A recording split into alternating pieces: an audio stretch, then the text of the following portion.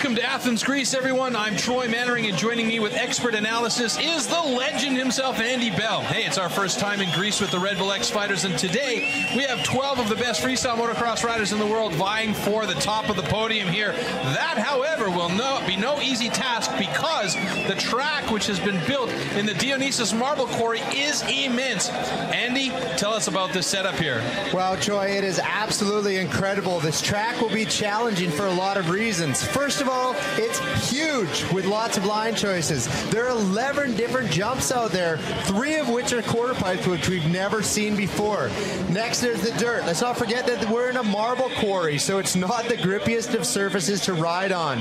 And then there are the levels. Pictures simply don't do the sheer depth of this space justice, and with 3 different levels to ride on, each with a lot of jumps, the line choice is going to be critical here. Imagine the size like this. It would take 40 Parthenons to fill the quarry in, so it's absolutely massive. Indeed, this course is something special. Let's take a look at what it took to get this colossal track ready to ride.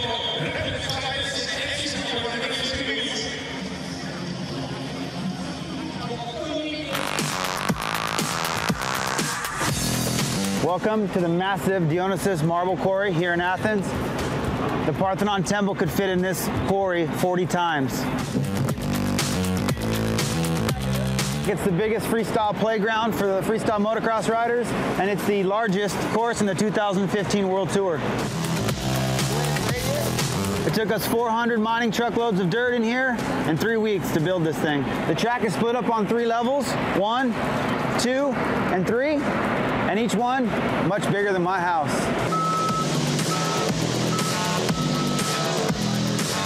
There are lots of jump options here on the track, 2 dirt jumps, 3 quarter pipes, 3 kickers, and 2 super kickers.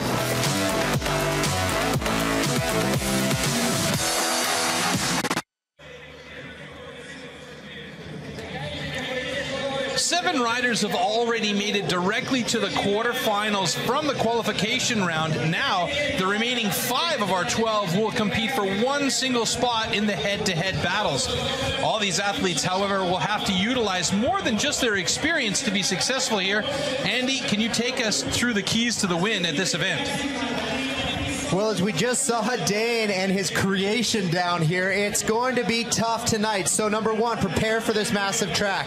They haven't had a lot of time to train out there, so the riders are going to have to mentally prepare, visualize their line and the trick choices. Create your line and ride it. You got to stick to it. You can't get lost out there. And then in the end, you have to bring it all together. You're going to have to do both in order to take home the win here tonight. Yeah, and it is such a big, big track. I mean, if we look at some of the images we're seeing on screen right now, there's one of our quarter pipes, there's one of the longer distance jumps, we got a couple of super kickers in the mix. I mean, this is a really, really big course, and then you can see the variations of the levels, 3 different levels, and each level is a minimum of 8 meters in depth, I would say. We were standing next to some of these walls earlier on today, and it is just immense out there. There's no other way to describe it. You feel like you're an ant. I mean, honestly, Dane had his mad scientist brain going on out there while they were using the mining trucks to fill in this place. And you know what? It's really, really going to be crazy to watch all the different line selections. Some guys are going to start up top, some guys down below, some guys in the middle, some guys on the quarter pipe, some guys on the dirt. It's going to be all over the place tonight. I love seeing all the creativity they're going to be able to bring to their runs. Well, we shouldn't forget this is a judged event. Judging is always an important aspect of our sport here, and we have probably the most qualified and fair judging crew around. Let's talk a little bit about these guys. Well, that's true, Troy, and let me tell you, I do know a little bit about this. I spent 7 years as the head judge on this tour, so, you know, thankfully for me, I'm up here with you now just talking about it. I don't have to be down there. These guys have the toughest job out of everyone, but they are the best in the world, and that's what's so unique about the Red Bull X Fighters judging system. We have 5 different categories judged by 5 different experts. You're seeing Drake McElroy there get in his pigtails, get introduced for variety. So variety, and Drake, a very accomplished freestyle rider in his own self, variety is not just the types of tricks you do. Is it flip tricks? Is it not flip tricks? Front of the bike, the back of the bike. So the judge is really going to be looking out for that. Adam Simpson, he's going to be doing execution. Execution is how far off the bike can you get? How straight do your legs go? How straight are your arms? How far off the bike can you get before you get back? That's execution. And the landing as well. And the landing, yeah, you're absolutely right. These guys want to see both tires hit down at the exact same time. No front up in the air or endoing down. We want to see all at the same time. Style, which is form and flow. We saw Alvaro Del Fara himself, still a competitive freestyle motocross rider. He was born to party, as he likes to say. But this guy, he's traveled the world. I met him back in 2002 in Italy at a show, and he just continued to push the levels of freestyle. But he's going to be judging style, which is form and flow. Use of course, that is Drake. He's going to be looking at all the different ramps, how well you use them, how well you get in between your levels of the jumps, and also, are you using the super kickers? Are you using the quarter pipes? Are you also using the dirt jumps? That's all going to factor into the way that he judges tonight. And then we have energy. We just saw Jason Moriarty. He's got the handlebars there, and he will be live judging as these guys ride. He'll be cranking that throttle, and you'll see it on screen. And we now have the head judge, Brody. Are you out there, buddy? Can you give us a quick rundown on what you're going to be doing? Yeah, man. So tonight, my name's Brody. I'm the head judge. I'm responsible for overseeing all 5 categories, breaking any ties, and coming up with a solution for any other situation that may arise at the time. All right. Well, thank you. That's perfect. Nice and succinct. That's it. He's got the tough job. If these guys tie, he's going to have to look back through and compare all of these scores head to head and see who comes out on top. All right, folks. Well, we are just getting ready to go with action in round number 1. Now, once again, just to reiterate for you, what we're looking at in round number 1 is the 5 riders who didn't go directly into the quarterfinals. And we look at this list of riders here. One rider that sticks out particularly is Thomas Pages. He had a bunch of problems yesterday. The other guys here, Javier Villegas, he crashed pretty hard. Looking for him to ride today. Thomas Pages, as I just mentioned, Christian Meyer, who you just saw, Nick Franklin right there giving us the gloves, and of course right next to him, Remy Bissoir. So 5 guys, top-level riders, and they're going to be battling out to try and get that one single position to go into the quarterfinal. Well, first of all, if you're any of the other guys in this round number 1, you are not stoked to see Tom Pages, former World Tour champion. I mean, it's already tough enough that only one guy is going to move forward in this, and there's the man himself. He had a really tough go last night, but he was absolutely hucking the alley-oop flare. 2 times he tried it, 2 big get-offs. Yeah. Thankfully for him, he's okay. But he told me earlier he has no more spare parts for his bike. Yeah, so he's hooked if he brings something. He's done. But if you're Remy, who has a 2nd place in this tour before, you know, you're just not happy to see Tom down here in these ranks. Well, not either with Javier Villegas, and he's going to be the first guy to go out there and ride. The Chilean was looking really good. Great to have him back on the tour. He crashed really hard last year, broke his femur, and he was taking a long time to come back from that. And it's really fantastic to have him back here, because a few years ago he came out the first event in Dubai and he got 3rd place on the podium, and everybody was like, whoa, cool.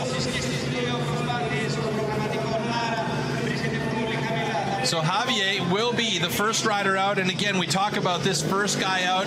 He's got to warm everybody up. You know, he's got to warm himself up, the judges up, the audience up, and then he's showing off everything to the other riders. So that's a disadvantage for him.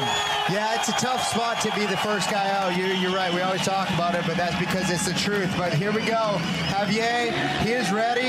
He had a big crash last night in practice on that jump, actually, I think. He goes a little bit long on the cliffhanger, but, you know, there's some nerves there in these big 450s like he's riding. I mean, a little bit of an extra turn of the throttle, you're going an extra 20 feet. So it's going to calm down, mellow out a little bit. As he goes a big seat grab Indian air backflip there. We should mention that he is not allowed to do any other backflips or rotational tricks in this run in the first round. So that was his joker trick. This has got to be all upright, traditional style tricks. So no spins. Yeah, and that's basically taking freestyle back to about 2008, 2009. So he does a side saddle takeoff. So both feet on one side of the motorcycle, if you see that, and then into the kiss of death. So really working these old school tricks here, Troy. And Javier looking solid, though. He's got to get on the gas for this one last trick here. He's got to be under power before the time runs out. Oh, wow! Nice! Very nice. Really great whip out of Javier. That's one of the best whips I've actually seen out of him, I think. Yeah, normally we're not seeing whips out of Javier, but he's got a lot of great style, and that was a beauty whip. We need to see more of those because that looked great. And Javier been having a rough one. He's crashed so many times, he told me, in the last 2.5 years. He's kind of over it. He really smashed himself a couple months ago doing a mini flip, he said. He's like, I didn't know you could even crash that hard doing a mini flip. He knocked out some teeth and needed to get stitches in his mouth.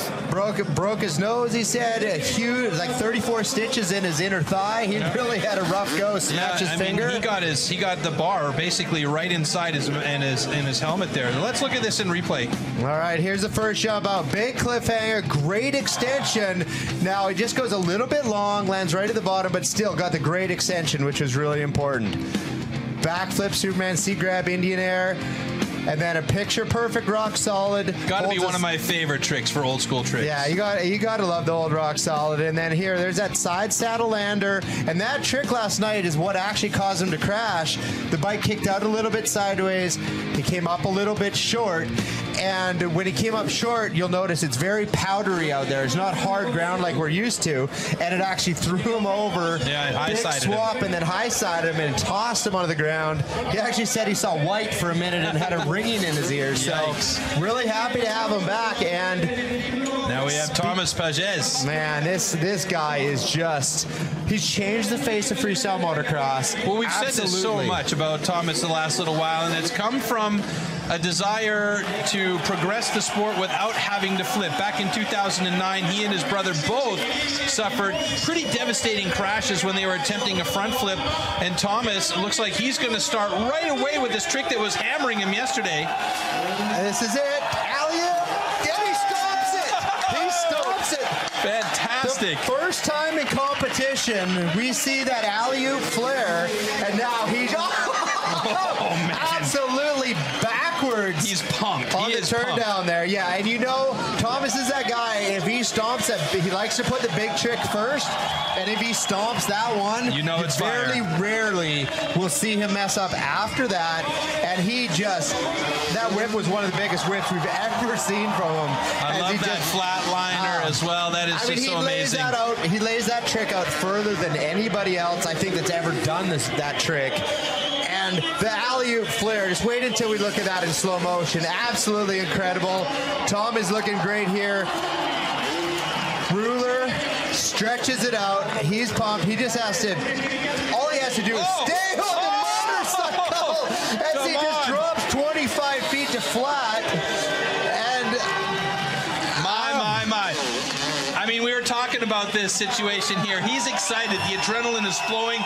He needed to have that first trick in his run in order to get that confidence back. Absolutely, bar none, is a fantastic trick. But you saw he got a little bit wild towards the end there, and that could have very much cost him the points that he may need in order to move on to the quarterfinals. But that was a fantastic run, all in all. I think even with that dead sailor at the end, I don't think there's any way, no matter what anybody else does, I can't see them taking that down. I mean, wow, watch this. He sets up on the quarter pipe. Now, you'll see some flares tonight, but this alley-oop, he's actually twisting inwards. Yeah. Instead of he's twisting against his rotational direction, which is just incredible. Could not have landed more perfectly. And there we see about 160-degree turn down whip, completely backwards. Stretches out the double grab heart attack, looks over the judges. Yeah. That's commitment right there. That is. And look at him just stretch out that flatliner.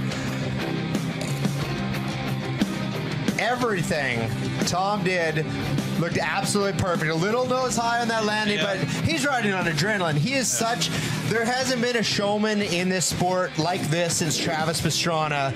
And Travis Pastrana is one of Thomas's heroes. Right, and you can see that in the way he rides. I mean, and he's goofing around, dorking around like that. I mean, he's pumped.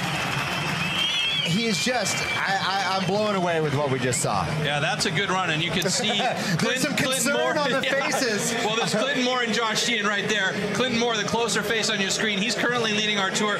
Josh Sheehan, he missed the first event of this tour, but he is back on fire. He won the qualification round, so if Thomas gets through this first round, he's going to go up against Josh Sheehan. Wow.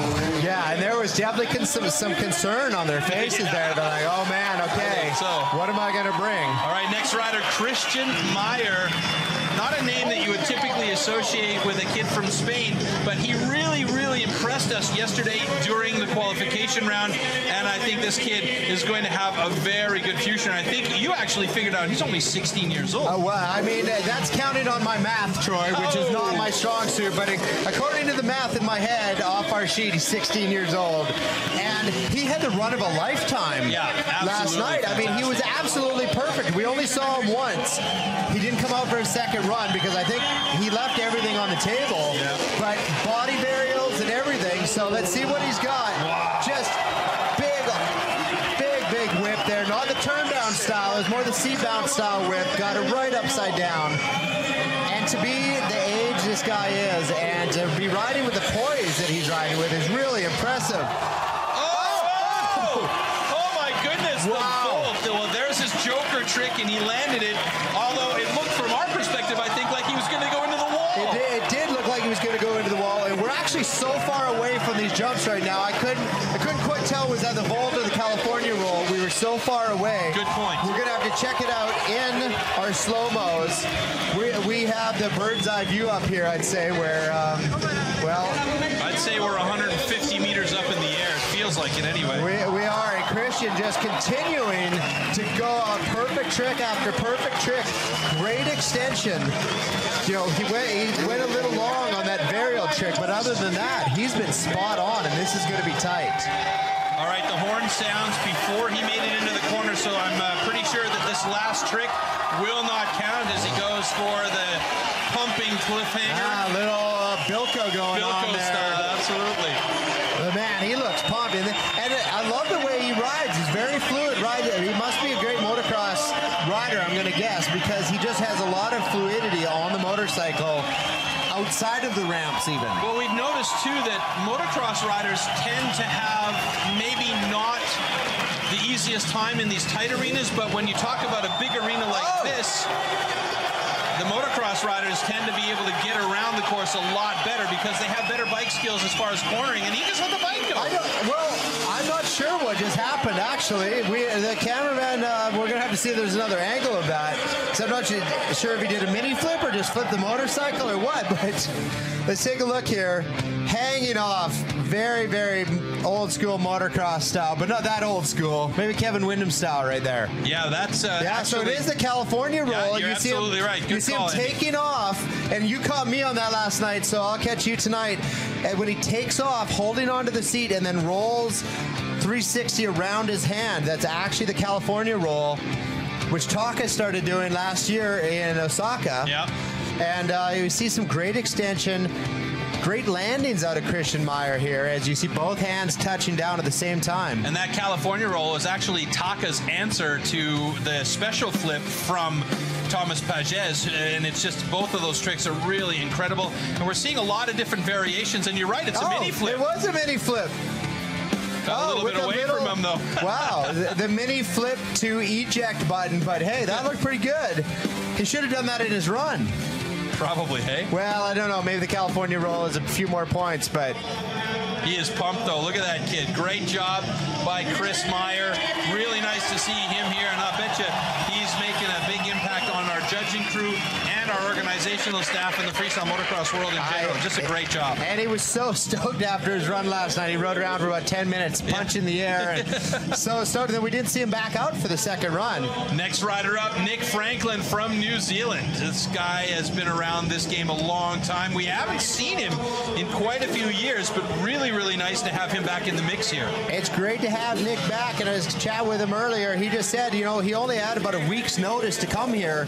He's only been riding demo demos, so he just hadn't had a lot of time to really perfect a lot of new tricks. But yeah, but saying that, he's got a couple of nice tricks in his bag of tricks, if you want to put it that way. He absolutely does, and to be finishing where he finished last night and qualifying, and here we go, a little Indian air on the dirt step up to start off, which is great for the use of course, and then right into a very nice lazy flare. And this is great because I like the way he chose to do the line. It went straight from a really big jump into that flare, and he's got good flow going on already.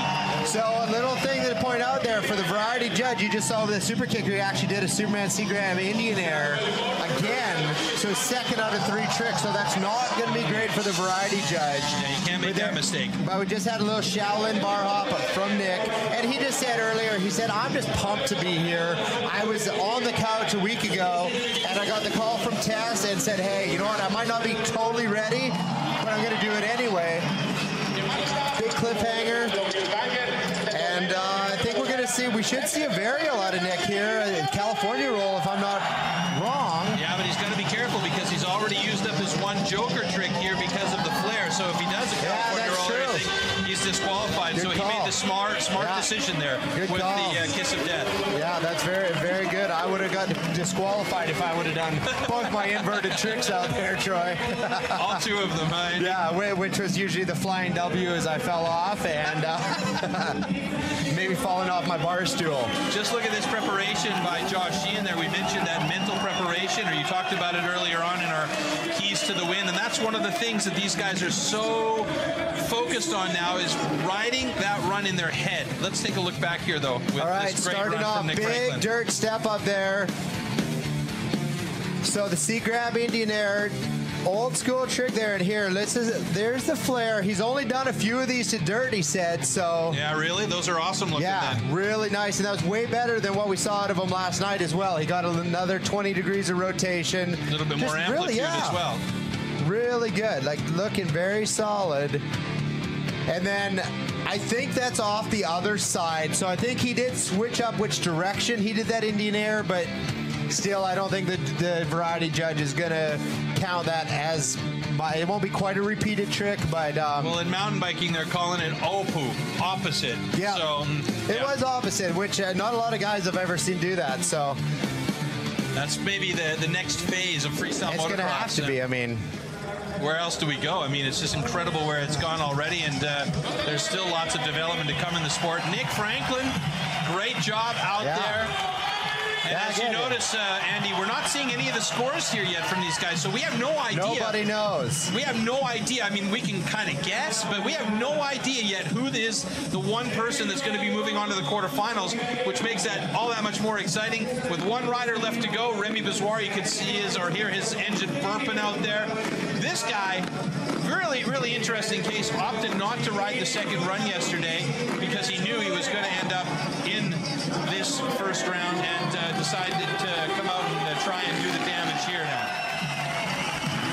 Well, we've got such a big course here and so many options and opportunities for different line choices. Remy choosing to start at the very top of the course. You hear that big 450. He'll start off. Wow. One-handed hard attack. A little bit executioner style there, and as he drops down, look, he's got a big camera, an onboard camera there in his rear fender. I wonder if that's going to throw him off at all. And big kiss of death backflip. That's his joker right there. Oh well, I guess he doesn't have a camera on his rear fender anymore. Not anymore. That was short-lived. I was talking with Busty Walter, and he said he was having trouble keeping the thing on there because the frame kept breaking, and he needs to build an aluminum frame for it. Yeah.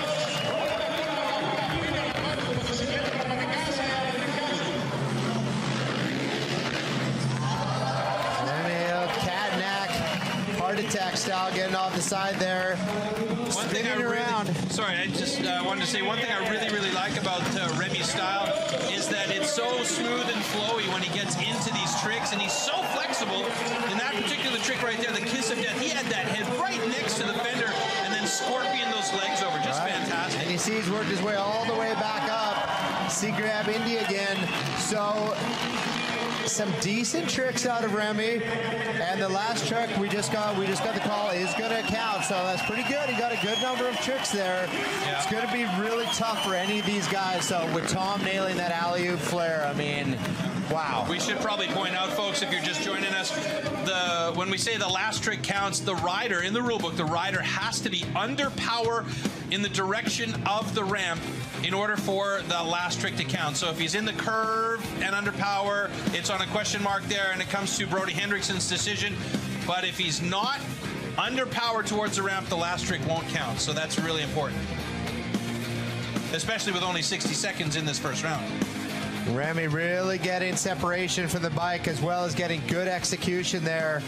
And then same thing there, that's just the super kicker. So he's getting the use of course by getting over to the super kicker.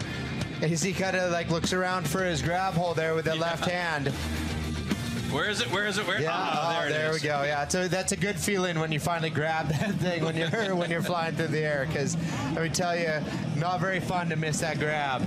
Well, not at all. And we know that a couple of guys have missed that grab and had to struggle back to get on the bike. All right, there are our 5 guys from this round number 1. We just saw Remy Bizarre ride. Nick Franklin just before him, Christian Meyer. Javier Villegas was the first guy to ride. Thomas Pages right after Javier. The question is now, who will be the single rider to move on to the quarterfinal? And I don't think that any of these guys are really super keen on moving up. I mean, obviously they want to get to the quarterfinal, but they know that they're going to have to go up against Sheeny when they get there. Yeah, so it's a tough road to go. So Christian Meyer here we go. Coming in 5th, 79.5.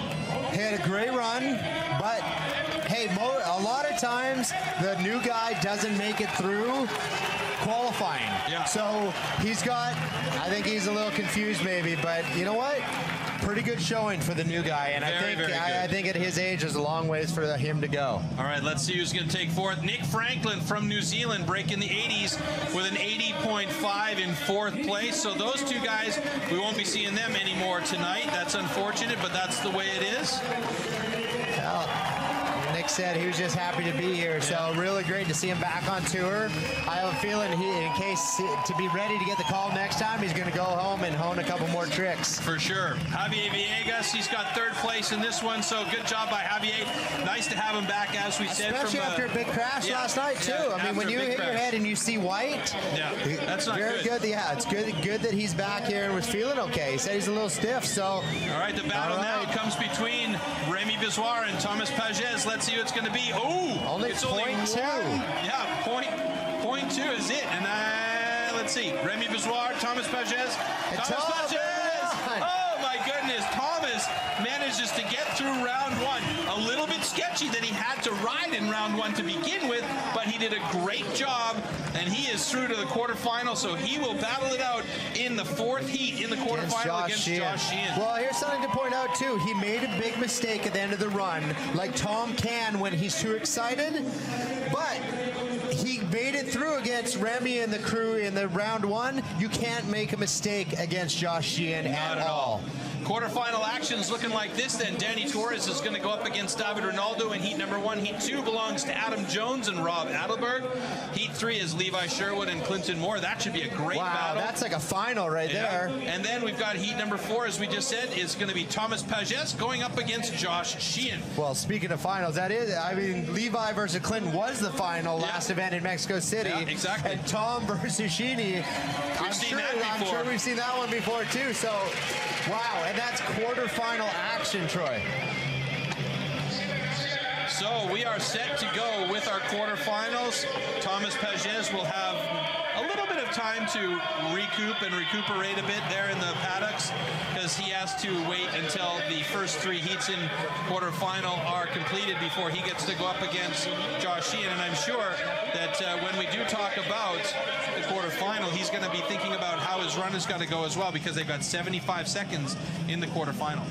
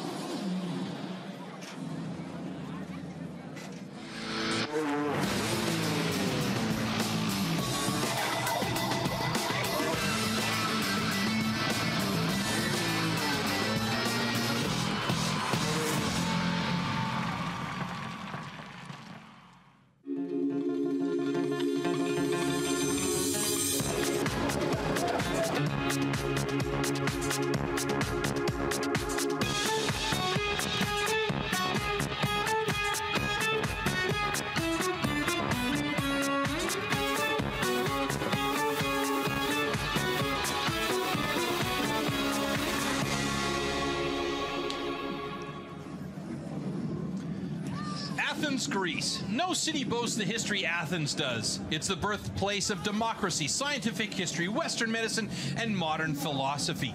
It's home to the Acropolis and the incredible Parthenon, and today it's home to the Red Bull X Fighters, a first for us here in Greece. Our riders will tackle a course built in the Dionyssos Marble Quarry, famed for its brilliant white marble. This is stop number 2 of the 2015 Red Bull X Fighters World Tour. Troy Mannering and expert Andy Bell with you once again. Troy, this place is absolutely incredible. Pictures simply don't even do the enormity of this location justice. The guys are going to have their work cut out for them to navigate around this 3-level quarry course here in Athens. The 2015 Red Bull X Fighters features 5 stops at stellar locations around the world, and we started off in Mexico City, Mexico. After a short break, we are back in business here in Athens, Greece, and then comes a classic in Madrid, Spain on the 10th of July.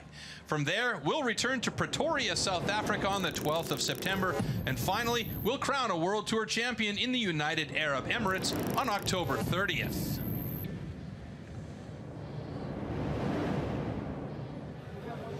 We mentioned the course here, but we also have an incredibly strong field of riders representing freestyle motocross here today in Athens.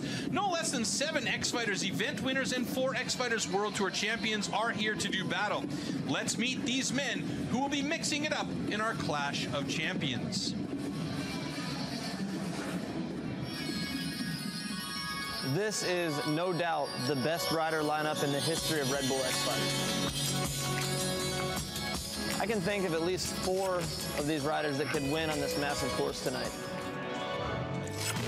I would watch out for Clinton Moore. He spent 4 years on tour and finally made his way to the top, taking the win in Mexico. He's carrying some serious momentum here.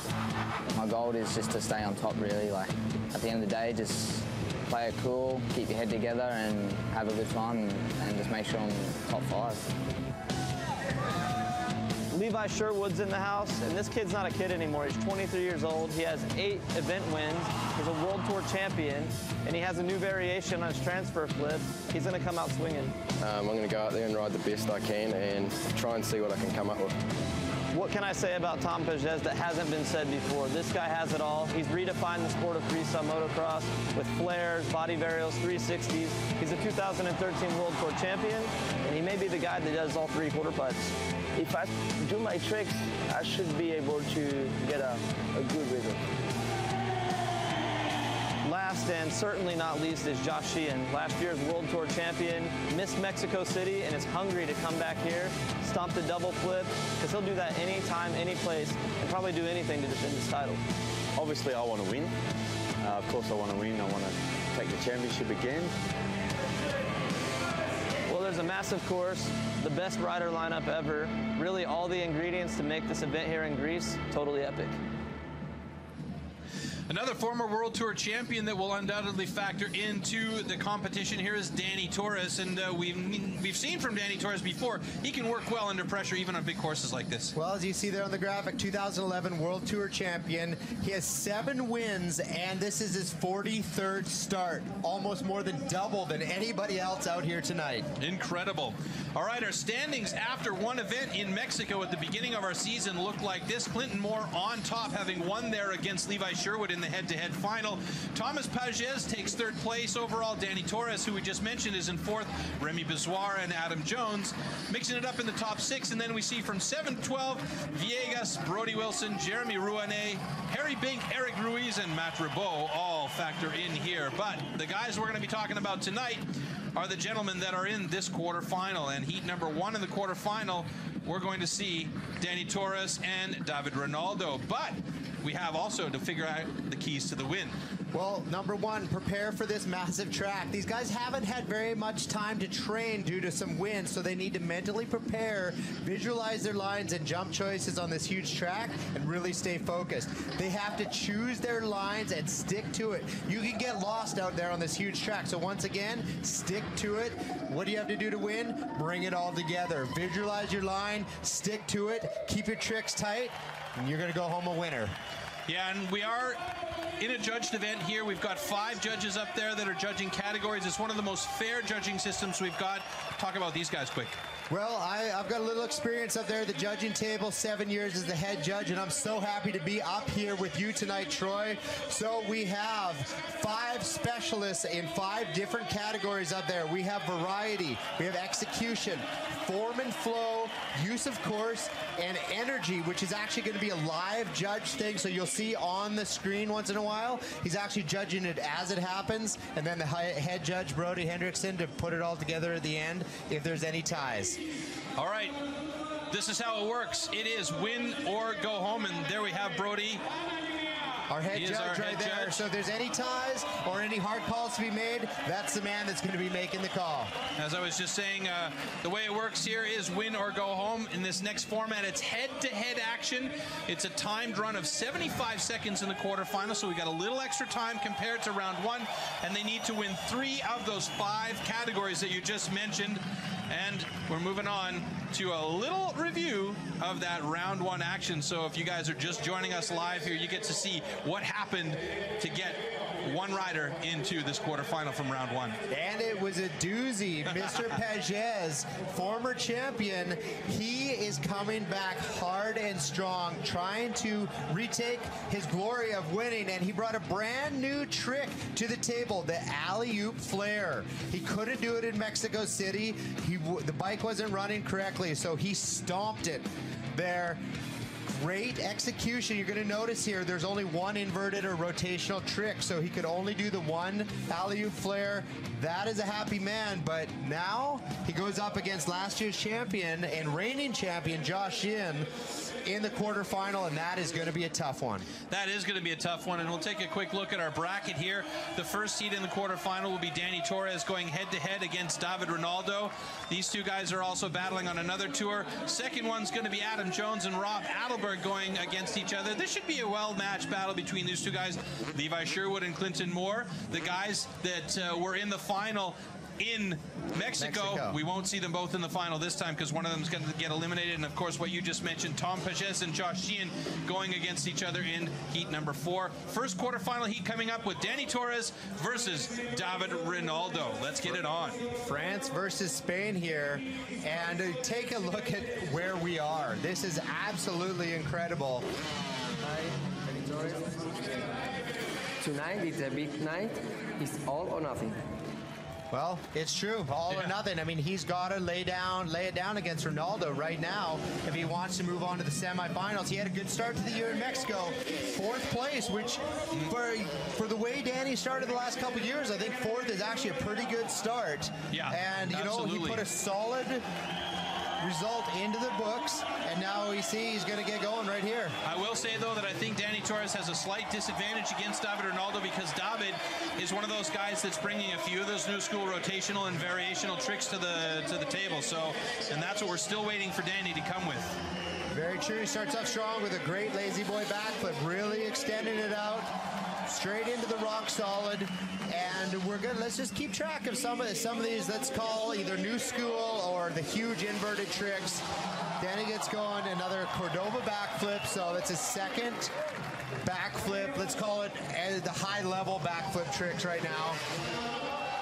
And then C-grab backflip. I'm not sure if he was looking to do that double grab backflip, which he actually has in his arsenal. Yeah, it's a strong trick for him. If he does the C-grab backflip and a double grab backflip, I think the variety judge may actually dock him a little bit, even though difficulty-wise, that's at the top of the chain. He's got about 20 seconds left in his run, by the way. All right, let's take a look here. Executioner backflip, which is C-grab backflip, and then reaching back with the left hand and tapping on the boot. So great variety so far. 7 seconds left. He should be absolutely fine to hit this one. He's got the flip levers flipped up. Let's see what he's got to finish off strong here. And it's the Paris Hilton backflip. Great landing.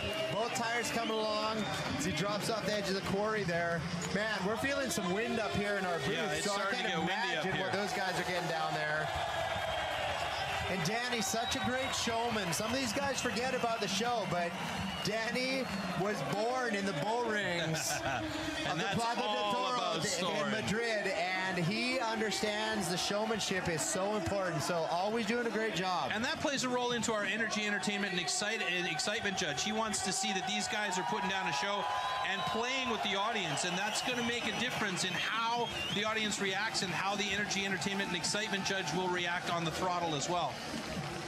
These guys are stoked to get some of Danny's gear. So let's take a look. He started off strong on the Lazy Boy backflip. We watched a few of these guys doing it. You want to see the helmet come all the way back to the rear fender and get nice and stretched out. You see his body nice and even with the bike, parallel with the bike. Cordova flip, you see him grabbing. He was a little short, so he didn't hold it quite as long as he might have liked to.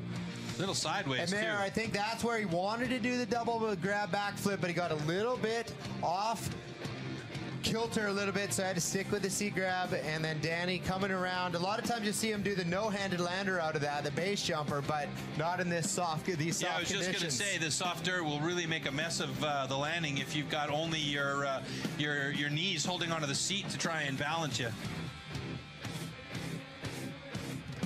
And that is typical Torero action right there as he gets a big spin off the bike and gets that audience into it. Great job by Danny Torres. So now it's going to be up to his job is done. He did as well as he possibly can. If there was any mistakes, they weren't actual mistakes. They're just maybe he could have done the double grab flip, which he probably needed. But now it's all up to David Ronaldo. Hello, I'm David Ronaldo from France. My best moment in FMX is when I finish my run and without mistake, so I'm pretty proud about myself. If you look at the right hand and the middle finger of his right hand, he's not holding on to the bar with it. He broke his finger really badly with a compound fracture through the skin last year at the end of a tour that he's participating in. And I mean, he won the championship that year in that tour, but he also broke his hand so significantly, and he hasn't been able to hold onto the bars properly. And he's just incredible that he's still doing these tricks. California roll by Ronaldo. That's a new one for him, and really is what got him into, I would say, got him straight into this quarterfinal last night for qualifiers. And then the bolt, which is the body varial, and when you just look at it in fast motion like this, it looks like almost exactly the same trick, and especially from where we are, way up here in the hill. But when we look at it in slow motion, we'll be able to break down the small differences in those two tricks. Well, 2 jumps in already, and he's got 2 big new school tricks, and then the double grab flip. And absolutely that was like a incredible. double grab heart attack. He really had that thing stretched out. Barely got back on the bike in time, and Ronaldo came to play tonight. Yeah, and I think that's the advantage here over Danny Torres. He's just attacking this course with everything that he's possibly got. Wow. And a one-handed takeoff into almost heart attack backflip off the super kicker. So that you'll see a lot of guys do one-handed takeoffs, but they're sitting down, they're into right side up tricks, and Ronaldo really throwing it down here tonight.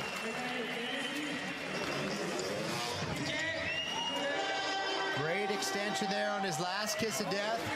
Ronaldo, wow, I have to say, Danny Torres is in trouble because that was a hell of a run. Let me point something out here, though, Andy. Danny Torres is known for going at these courses fast and clean and smooth and having a very efficient line choice, which he did have. And although he didn't have the bigger tricks that David Ronaldo did, he had 2 extra jumps in his run. Wow. I've been counting here. Danny Torres had 8 jumps in his run. David Ronaldo had 6. But he had those 3 big tricks right off the bat. 1, 2, 3. Right, that's going to be hard to argue with, but 30% more tricks is also hard to argue with. Yeah, so this is going to be a tough call for the judges, I think, because the extra tricks are going to play a factor into the scoring for Danny Torres. But well, you have to look at the way that breaks down. Variety will go to Ronaldo. Yeah, for sure. Absolutely has to. Use, of course, has to go to Ronaldo. And there we go. So that was a California roll. He takes off holding onto this rear seat grab handle, and now here for the body varial, the Volt, he actually steps off the side and does a 360. Oh, and a fist pump as well. And a one-hander. Wow. You know what? Throwing it in, he had some extra time, and then straight into the double grab, heart attack backflip. Barely gets that around, but perfect. And then once again, another huge trick, the seat grab flip, but one-handed standing up takeoff, which is so difficult to do. And then floats back, the holy grab Indian air. What a great run for Ronaldo. Yeah, this was really a nice run for Ronaldo, and he had the big tricks in there that I think he'll probably need to move on, but I think it's going to be close because of the extra jumps by Danny Torres. I mean, energy, just bringing those big tricks, you have to get energy. Variety you have to get, and difficulty you have to get. And Torres with his extra jumps. Here we go. Could get use, of course. So variety, as you said, definitely goes to David Ronaldo. And that's because he had flip tricks, regular tricks, and varial tricks. Execution, however, goes to Danny Torres. Here's where it gets interesting. Yeah, I agree with that. I agree with that 100%. Danny always. Oh, style goes to Danny. This may go Danny's way. Let's see. Wow. Oh, that's use the one. of course. That was the one that could have been the decider there. Yeah, so here we go. It's now down to the energy, and Danny played this crowd really, really well. He did, but he played the crowd after the judging was finished. Oh, it's David Ronaldo. And Ronaldo takes it. And that's the thing. We were watching Torres play the crowd, but it was after the judging had finished. So maybe there was a little more Danny could have done during his run to play the crowd and get them pumped. But hey, seeing two varials like that in a row, the crowd was ecstatic. They were ecstatic. They were off their seats there and enjoying that run from David Ronaldo. But that's what's so great about this judging system. Even though you throw down the biggest run, it doesn't always mean you're going to win, because it's a very open system. The judges are very available to all the riders after qualifying, before training, after training, even after each event. They have meetings with each riders where the riders can say, what can I do better? And they will break it down so they know exactly what they have to do the next time out in order to tick all 5 of those boxes. Yeah, and they do this. They absolutely do this. So that's, like we were saying off the top of our show, why this judging system is so spectacularly fair, and the fact that these judges are open and can go, or the riders can go to them and talk to them, makes it such a big difference. So there's the first rider that advances through the head-to-head heats, getting some props from the mechanics and the crew back down in the paddocks. So David Ronaldo will move on to the semifinals, and that's, I think, as far as he has gone in X-Fighters history. And we get our next pairing coming out on the course. Adam Jones will be going up against Rob Adelberg, and there's Adam right there. We're talking about this guy. He is such a fun character, and there we go. That's our battle in quarterfinal number 2 in head-to-head action. Now, I feel like we're going to see the same type of battle we just saw. We're going to see the new school tricks that Adelberg has and the perfect style, execution, and extensions that Adam Jones has. And it's really going to be that same type of battle. Adelberg's got the gnarly varials, and Jones has that he's been doing this so long, and he's so picture perfect. Well, I've just actually heard that Adam Jones has a problem with his bike. Now, we can point out at this particular juncture that if a rider has a problem with his bike and it's a legitimate mechanical problem, he can call for a timeout. He can say, okay, I need some time to fix my bike, and then he can come back on it. But it looks like everything seems to be okay. It doesn't look like, I mean, unless he's mentally fixing it right now. I mean, there's nothing worse as a rider having an issue with your bike right before you go out. Because that's a mind bender. These are 75 to 100 foot jumps out here, and you do not want to have any. It's so mental, and to be going out there and not be sure on your bike, scary. What's up? I'm Adam Jones from the United States. I deal with the pressure by just pretending I don't care, telling everybody I don't care, even though I guess I do a little bit.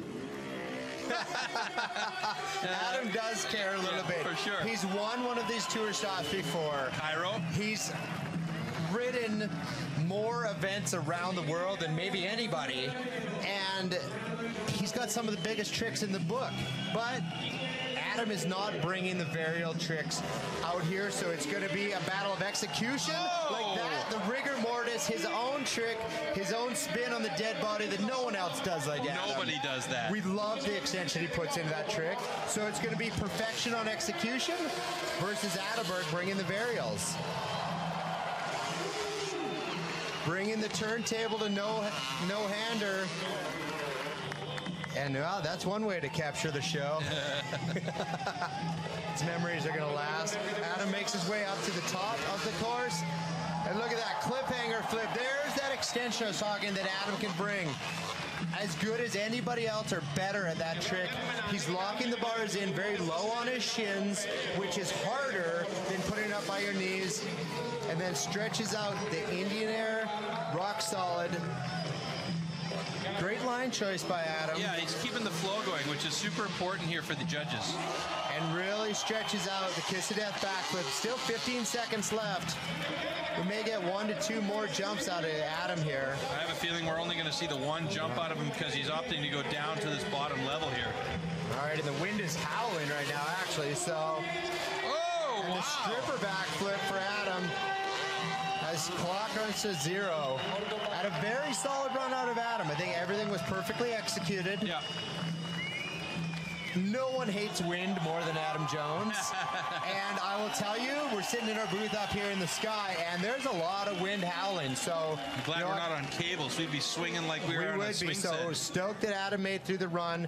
He put down a very solid, great run, checked as many boxes as he could for the judges. And something that's also interesting to note here about Adam is that he's been one of those guys that tends to be a little bit mentally fragile, I'll put it that way. When he has a problem with the bike or something's just not working right, he tends to break down a bit. And this time, he really showed a lot of mental fortitude. I didn't even see that. That was just, sorry to interrupt you. No that worries. was actually a turntable back to a saran wrap no-hander, which I actually haven't seen him do that in X Fighters. That's pretty awesome. So that was a huge combo. And even though it was right side up, that is one of the more difficult things that I've seen here tonight. So great job, Adam. Huge extension, so that execution judge is really going to love that, and the difficulty judge. And look at that right there, the stripper flip, wow. Really solid, and that's what I love. Adam is continually innovating, even if they aren't the varial tricks that some of these guys are bringing to the table. Going from that turntable into a saran wrap no-hander, I mean, that was a pretty solid, there's a lot smaller way to do that trick, even though he's the only guy I've ever seen do that trick, but he did it with full confidence, even with the wind going on out there. And now it's in the judge's hand. It's in the judge's hand, and he came down. Dave Butts, our course official down there, gave him a pat on the back. And next up, Rob Adelberg. I'm Rob Adelberg, and I'm from Australia. When I ride here in the Dionyssos Marble Quarry, I'm not going to play marbles. I'm not laughing because that was funny. I'm laughing because I don't understand I think something was lost in translation there, Adelberg. Well, let's not ride like you're on marbles, buddy, because it is slippery out there. We are on this super slick dirt piled on, really powdery dirt piled on top of sheer rock and slippery rock. So Adelberg starts off, big Cordova flip, nice extension, a lot less rush than what we saw Torres do. Looking forward, chin up, and he held that, which is great. And this is one of the things that we've seen from Rob in the last few years, since 2012, actually, when he's just gotten a little bit more calm about his riding, a little bit more collected. And wow, that was a big California roll, and then doesn't hesitate going into just kind of an old school fuzzy hull tabletop action there on the quarter pipe. So he gets the use of course. He doesn't do the 540 or the flare like a lot of these guys are doing, but he still gets the use of course and uses it as a nice transition to get to his next jump, the super kicker. And a nice cliffhanger flip. Gets the feet up on the handlebars like Adam did, but he doesn't quite open up at the hips quite as much as Adam did, but still, very solid trick there for Adelberg. A lot of time left in this run here. And he stretches that out to a side saddle lander, and then gets both his feet back over here for kiss of death flip. Very nice landing, 6 seconds left. Is he gonna make it? I don't think so. I don't think so either. He's hustling, but just about 4 seconds short. But look at that crowd. Yeah, hey? I can't believe somehow, I don't know how we do it, but even in a marble quarry outside of Athens, it's still packed here, which is pretty awesome. Completely sold out. It was sold out in a matter of minutes when they announced it. Now this is going to be tough because great extension, like I said, out of Adelberg there. And you see the California roll, he takes off holding on. He actually uses a little bump from his rear fender to Lucky get it that back fender on. was there. There's a few guys that cut that fender off just to leave some room for their feet and their arms, and if it wasn't there, you'd probably be stuck in the back tire.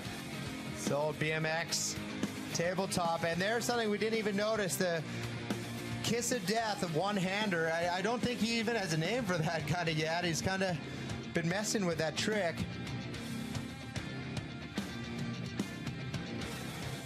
And really stretches. Look, both feet on one side of the bike there as he lands, just like it's nothing, and then finishes off big. Really stretches out. Kiss of Death flip for Rob Adelberg, and this is going to be tight. Yeah, and I'll mention here that Robbie actually had, because of that that tabletop directly after and his line choice, he's got 8 jumps in this run, as opposed to Adam Jones' 6. And that's something that if there's one knock against Adam Jones that I can say right now, and I'm sure he'll be listening later. So Adam, remember that use of course. That's 20% of your mark. So even if you're not flaring the quarter pipe like we just saw Adelberg do, he hit it, which means he gets that use of course point. Yeah. I know that one bit him in Munich before. Rob Adelberg gets variety. Execution also goes to Robbie. Use of course. Ooh, Adam Jones takes use of course. Well, there you go. Lesson learned beforehand. Wow, that really surprises me. Energy goes to Adam Jones. Wow, nice, this is another close battle. Style. Man, that's tight because they both rode so well and so extended. 85.5 to 5. Oh, wow, just 0.5 points different. And Robbie Adelberg will move on to the semifinal. And Adelberg finished in 3rd last night, and he said earlier that he'd be stoked just to finish on the podium again tonight. So, well on his way. And based on the judges' system, I'm not sure how Adam got use of course without, with less jumps and not using the quarter pipe, but hey, the judges are the judges, and you know what, just great run from both of them. We're going to head down to the paddocks with Ronnie Renner, our sideline reporter. He's with David Ronaldo right now, who's moving on to the quarterfinals, or semifinals, excuse me. Ronnie? Awesome run in that first qualifier against Danny Torres, moving on to the next round. How do you feel? Super proud about myself, super happy. It's my first semi-final here, so I already have my best result so far. So yeah, I'm pretty happy to finally advance to the semi-final, and hard work pay off, so happy. Well, he's a happy dude right there, and that's cool. Out of 10 times here, first time to the semi-final, but he's obviously been putting the work in at home, in the foam pit, Cali roll, body varial, and this, which I was super impressed with, the one-handed takeoff, Superman C-grab backflip. So Ronaldo putting in the work, and it's paying off. All right, next heat up is Levi Sherwood going up against Clinton Moore. Well, we said it at the top of the show, but this was our final in Mexico. 2 months ago. So has Levi brought something new to the table? And is Clinton going to ride as well as he rode last night? We'll see. Up first, Levi Sherwood. Hey, I'm Levi Sherwood from New Zealand. This was a big quarry, and I'm excited for the open space. All right, here we go. Levi Sherwood going to start off his quarterfinal run here. He's got 20 seconds to get himself in position and start his run. The minute he hits the ramp, his 75-second time will start. And here we go. First jump up. Wow. That's taking it to a new different. And it looks, they started his time, so I'm not sure with that, but they're a huge upside knack. I say it every time, but one of my favorite tricks on tour. It's just so creative and so just next level of Levi to be doing that trick. I love it ever since he debuted doing that. And then he goes right in Oh, we're so far away. That looked like a C-grab backflip. Hard to tell from this angle. Kind of hard. Possibly executioner backflip. The cable cam that we saw it from was fantastic, but we just didn't get the angle, so we'll have to wait for the replay on that one. And really kind of slow. That's why. Oh, look at that, the transfer Superman backflip, and that's something you're going to have to see to believe in slow motion. I was wondering why he was kind of setting up so slowly, but that's why. I mean, that is such a new trick, and Levi, not always known for being a progressor in these, let's say, quote-unquote, new school tricks. That is next level. Yeah, absolutely. And Levi, you know, he really wants to progress and jump up with the other guys, and he, you know, he's going to have to bring these tricks more often. The turntable to finish out his run, and Levi, very solid run out of him. That was a tough line choice, I have to say, and I know his time started about 10 seconds maybe earlier. I'm not sure if he was planning on his time starting when he hit that kind of double step-up line. The problem is once these guys take the wheels off the ground with their jump, their time starts. Right. So that was, you know, you got to think about all these different factors that play a role, but if you count that first step-up set, he's got 6 jumps in this run, so it was a solid run. Let's take a look back at it here. Solid run, and let's see. Look at that extension, as big as we've ever seen that trick done. And he's really the only guy that does that with any style at all. That was a double grab flip that we couldn't see from the cable cam there. So really extends it in here. Transfer. And look at the distance he's Superman, going. and he is going over about 35 plus feet and landing in a different direction than he's flipping. I mean, it's just incredible. And the dead body flip stretches that out. Perfect execution. And then there, finishes up, big turntable. And then just... This last one, by the way, didn't count. That was outside of the judges' timing, but it was a nice fist pump for the audience.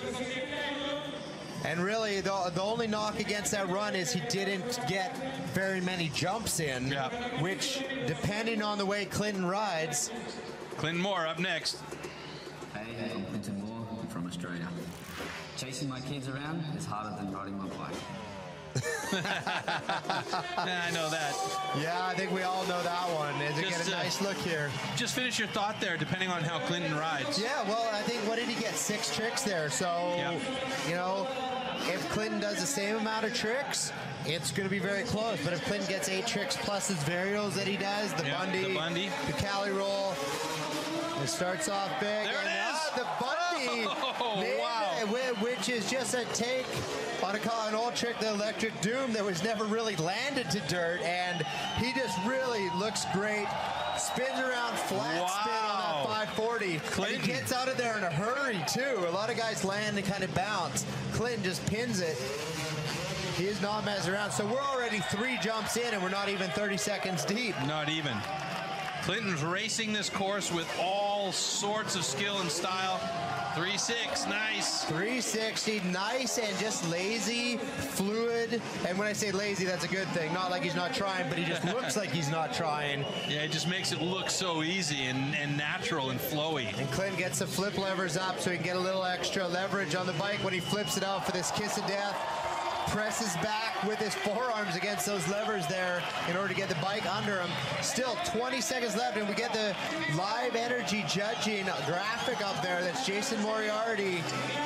And Clinton Moore is already above Sherwood with that, and he gets the vault. And such a crazy angle on that jump. It looks like he's going straight into the wall of marble. And Moore is going to run out of time before this last jump here, so hopefully he just takes it easy.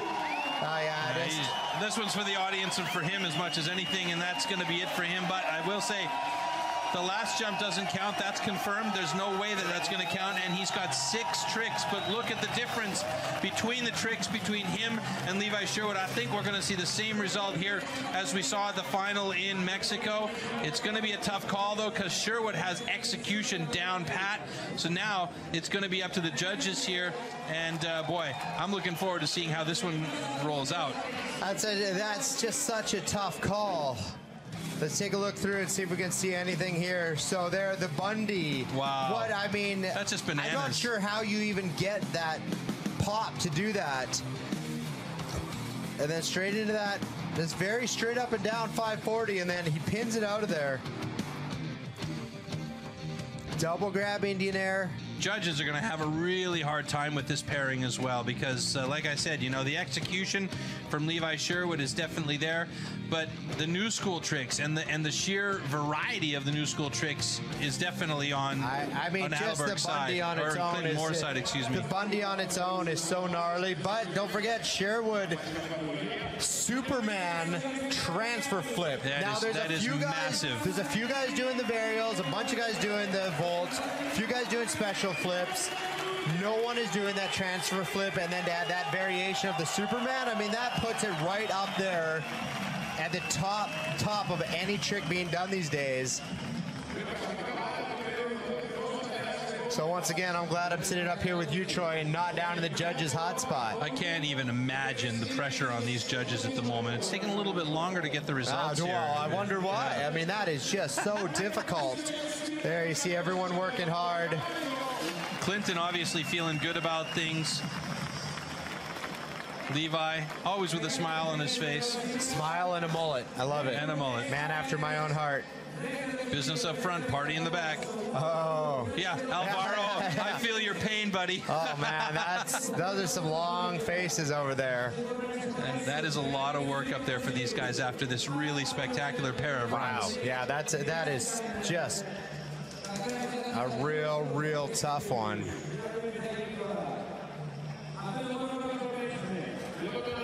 If I had to guess, and if I were in the judging seat, I would say I'd probably give it to Clinton Moore for the sheer fact that he had 3 big new school tricks in there. The Bundy, the Volt, plus that flare. All of them done really nicely. I mean, yeah, it's I think that's what it comes down to, unfortunately, right now with the judging. And I'm not saying I agree or disagree. All I'm saying is this is what is happening. And we could tell from Mexico the way these guys were judged, and then in qualifying last night the way that they were judged. They're starting to lean towards you need to do these varials. Tom Pages has changed the sport, and there was a space in the last 18 months where you could ride like Levi and not be doing the varials and still have a chance at winning. But based on what I saw in Mexico with the judging and what we saw last night, your chance of winning without doing a couple of these varial type tricks or the transfer flip like we saw to Levi, it's a real difficult thing. No matter how good you ride, you remember a couple of years ago, Levi Sherwood showed up at the event in Dubai and said, hey, listen, guys, I'm not doing any flip tricks today. I'm not feeling it. He took the flip levers off his bike to literally force himself to stay upright. He was up against, I forget who it was exactly, and he took the win. He took the win in a game where flips were were the norm. You had to have a mega amount of flips in your run, and he took the win there by sheer fact that he executed each of his jumps perfectly. All right, here we go. Clinton Moore energy. Yeah, that one was clear, right? Yeah. Execution, there we go. Talking about the execution goes to Levi Sherwood. I totally see that. Style is tough. I mean, I think style, Levi as well. You know what? I see that though. I mean, he's so stylish when he rides. Clinton Moore gets course use, of course. That's a tight one there too, because Levi did use the quarter pipe. He just transfer flipped it. Oh, Clinton Moore gets it. He moves on to the semifinal. So he's one step closer to where he ended up in Mexico City. Big battles coming up ahead, though. Wow. That is just so tight. But that was probably, I'm going to say that was probably one of the more evenly matched battles here tonight. That could have gone either way. Exactly, from a couple of perspectives. They both had 6 jumps in their run. They both had really well executed tricks, but I think the difference maker for Clinton in this case was the fact that he included that trick right there, the Bundy, as well as the Volt, as well as the flare. So that was a really good run from Clinton Moore. And now down to our quarterfinal number 4. This is going to be a highlight quarterfinal because one of these 2 fantastic riders, Thomas Pages or Josh Sheehan, is going to be eliminated from competition tonight. That's crazy to me that we're going to lose Pages or Sheehan in the first round. Yeah, I mean, it's just absolutely bananas. But this is a final, basically, in the quarterfinal. This is the quality of these riders here. So Tom Pages will be going up against Josh Sheehan as we look at a clearly disappointed Levi Sherwood in the paddocks there. So our first rider out here will be Thomas Pages. Hello, I'm Tom Pages from France. It's a new location here in Greece. It's time to write new FMX history. Well, Tom came to ride and write, and he's already written history in round number 1. If you didn't catch it and you saw the recap, alley-oop flare. Yeah. And this is where he does it right off the hop. And he starts off hard and fast here. It's just hang on. Oh, he's got it again. And you can see how powdery and fluffy that dirt is. You were mentioning it earlier. It's just like almost like a resi pit for safety jumps. And a 75-foot 360, just nice, slow, lazy, looking so good. And the only thing Tom's going to have to fight against here is keeping his emotions under control, because he gets so crazy out there sometimes because he's so pumped up. He lives off the adrenaline of the crowd. Whoa! Huge transfer. Wow. That is so cool. I was wondering where he was going there. And we saw him try this last night, and he does it. Oh, my goodness. Dirt flare. The dirt flare. He didn't even come close last night. And you know what? Tom doesn't care. He goes for it. And now he's lining up again. Look at that. Check it out. Make sure he's in first gear. What's he got now? The bike flip. The bike flip. Unbelievable. Unbelievable. Flare, a bike flip. Oh my God, Tom. And he's still got a couple of seconds left, although I'm not sure he's going to make this one. Maybe he will. Maybe he will. We're going to have to check with Brody to see if this counts or not, but special flip. You're kidding me. You are kidding me. This is only the quarterfinal, and yes, the special flip does count, and that is just wow. That is wow. Right, There's no other words for it. That is wow. He's planning on rewriting FMX history tonight. That was only a quarterfinal. I know we're supposed to save the best for last, but it's impossible with that. Oh my God. And by the way, 7 tricks in this run. Those weren't tricks. Those were nuclear bombs out there, Troy. I mean, look at what Tom just did. As he gets some congratulations from Dane there. Let's check this out. Alley-oop flare. Look at this. Twisting against the rotation of the jump. Incredible. Again. That is just nutty how he does that. And it's so blind as he comes around, which is incredible. Really, really laid out 360.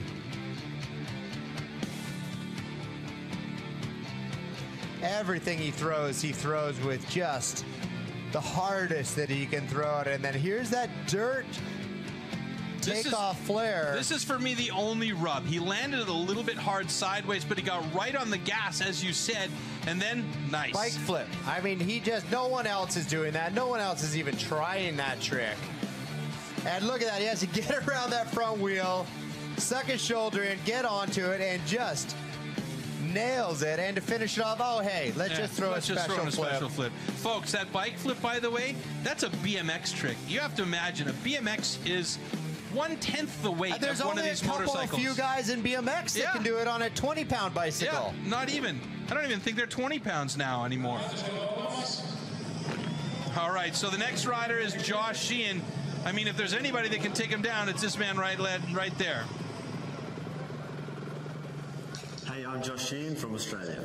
This is a big quarry, and I'll have to dig deep if I want to win. Oh, man. Man, as the night goes on, the jokes just go getting worse and worse, huh? That's what my mom would call a groaner. You can't help but laugh with that mustache, that cookie duster going on he's got. And Josh Sheehan, he's going to absolutely have to dig deep. As he starts off big. Big kiss of death backflip. We know Josh has the double backflip. I think this guy's done more double backs than anybody. And so gets the Indian Air flare So pretty impressive there. And Josh comes around. Holy grab. Oh, no. That was a bit of a mistake right there. Yeah. Did he stall the bike? No, he didn't stall the bike. The bike's okay, but you don't want to have those small mistakes up against a perfect jump. And it kind of plays into your head a little bit. You see him getting a little off course and just panic revving that 360 around. Even really though did panic rev it. You could hear that thing all the way up here. He made it perfectly, but he was about an inch from landing off the side of the jump there. It should be a double. Oh my goodness, it's insane how solid he is with those. Nice, Josh Ian. Oh boy. Wow, you see the live, even a double backflip's going to be tough to get up to Pages's level of live judging. Was that a double grab flip? I think that was just a regular C grab flip. Okay, 4 seconds, 3, 2. I don't think he's going to make this last jump. Or is he? Oh, it might count. It very well might count. We'll have to get a final call on that one. Stripper flip for Sheehan. That's a newer one for Josh in his repertoire. That, as you see him, Tom, usually you might be worried if Josh Sheehan just put down that run, but unfortunately for Josh, no matter what he just did, and he did perfection, with what Tom did, I don't know that he can beat him.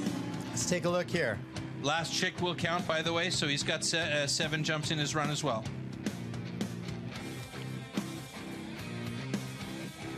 Wow. Flare Indy.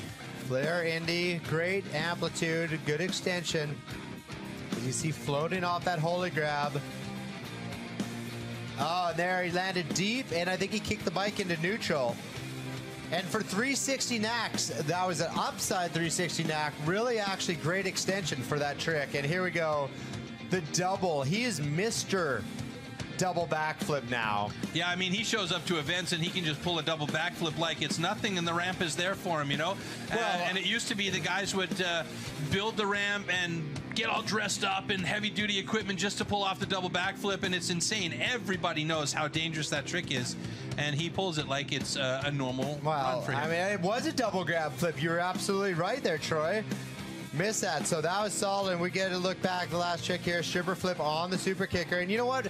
Maybe doubles are easy for Josh Sheehan now because he landed and rode away from the triple backflip only about a month ago. So, hey, double must be just like cake for Josh now. Tough call here again for the judges, and I think we're going to have long deliberation. Both of these riders had 7 jumps in their run. Both of these guys had a lot of big tricks in their run. Noticeably for Josh Sheehan, of course, was the flare Indy, the double backflip, the stripper flip, I mean, you know, and the double grab backflip. But Thomas Pages, you know, he had the energy on his side with all those new school tricks, so he's got that first helmet. Second one goes to Thomas as well. Wow, 3 in a row for Thomas. He's going to the semifinal. What is happening here? Oh my goodness, 4 helmets already for Thomas, and he gets the last one for riding. It's a shutout. It's a sweep. And I don't think Josh Sheehan unbelievable. Josh Sheehan, as far as I know, has never been swept. He never usually loses as we take a look back at the bike flip, but I mean, and the run that Josh had, he did everything absolutely perfect. It's just Tom took it up another level. Again.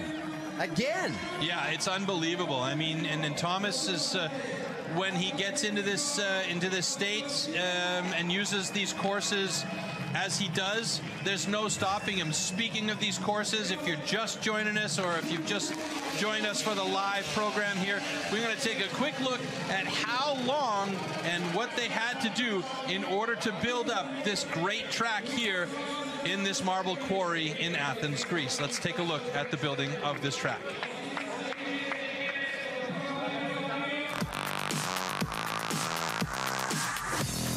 Welcome to the massive Dionyssos Marble Quarry here in Athens.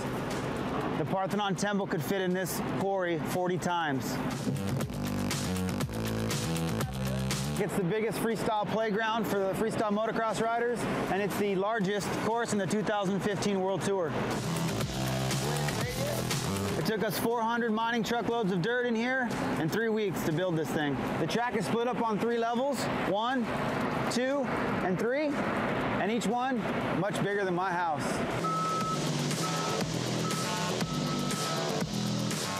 There are lots of jump options here on the track. 2 dirt jumps, 3 quarter pipes, 3 kickers, and 2 super kickers.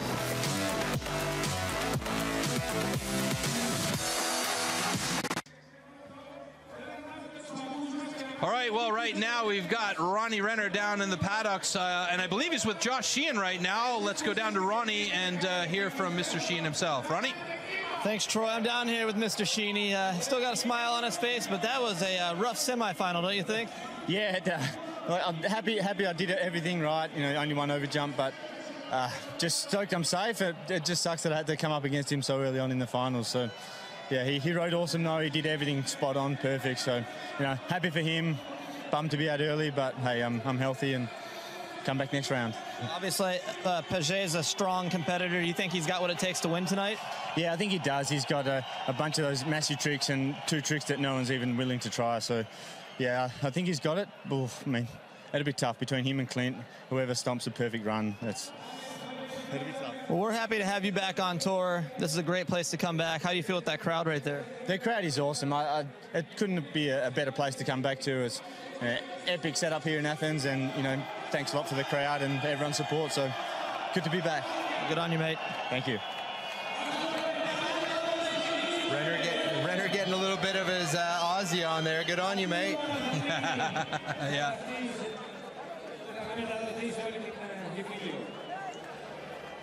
All right, well, look at this fantastic crowd. As I said earlier on, it's sold out, 10,000 strong here in the quarry, the Dionyssos Quarry in Athens, Greece, as we look at our semifinal lineup. And it's going to be Rob Adelberg going up against Clinton Moore in heat number 1 in the semifinal head-to-head. And then David Ronaldo going up against Thomas Pages in semifinal heat number 2. Time will change a little bit for the next semifinal. The semifinal will have 90 seconds for the runs there. And so that will factor into how much more these guys can use the course, Andy. Yeah, they're going to have to reorganize their trick list. You see Tom Pages there. What he's doing is he's actually writing down his trick list on his bar pad. Most of these guys do this because there's just so many tricks to have memorized, and we've all hit our heads a lot to memorize stuff.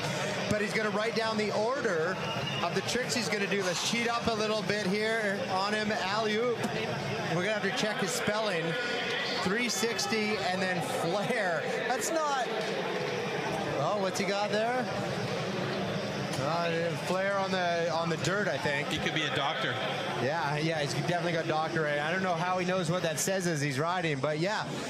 90 seconds. They were getting between 6 and 8 jumps with the 75 seconds, so they could get another 1 to 2 jumps, possibly even 3 if they plan it right. As we've got the Battle of Australia coming up first, and then the Battle of France. Yeah, Rob Adelberg going up against Clinton Moore, and Adelberg will be the first to ride here.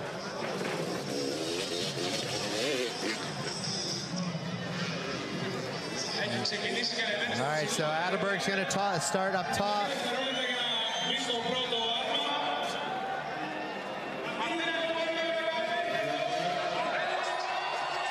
Starting off strong. Cordova flip, just the same way he started his last run, so he may have just added a couple tricks to the end so that he remembers his line, because you don't want to get lost out on this huge course. No, absolutely not. And you want to try and use this as much as possible. Wow, there it is. Alley roll.